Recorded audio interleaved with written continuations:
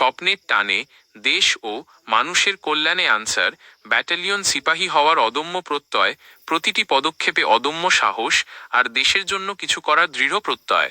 2 August যেন answer VDP academy, Safipur, গাজীপুরে তারুণ্যের এক নতুন জাগরণ। আনসার ব্যাটালিয়নের সিপাহী পদের নিয়োগ পরীক্ষায় অংশ নিতে ভোর থেকেই ছিল তরুণদের উপচে পড়া ভিড়।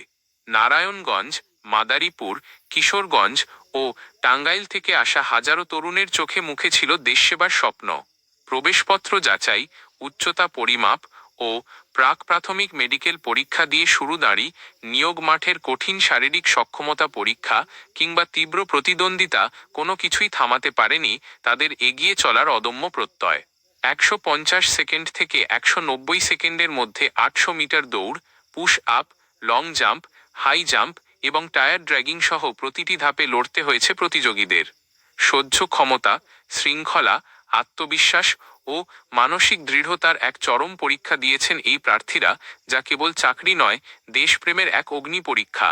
মাঠের এই লড়াই কেবল একটি নিয়োগ পরীক্ষা নয়, বরং নিজের স্বপ্ন পূরণের এক কঠিন অধ্যায়। শেষ রেখা পেরোনোর সঙ্গে সঙ্গে সব ক্লান্তি মুছে তৈরি হচ্ছে আত্মতৃপ্তি, যেখানে প্রতিটি ঘামবিন্দু সাক্ষ্য দিচ্ছে দেশের সেবায় নিজেকে নিবেদিত করার অটুট অঙ্গীকারের।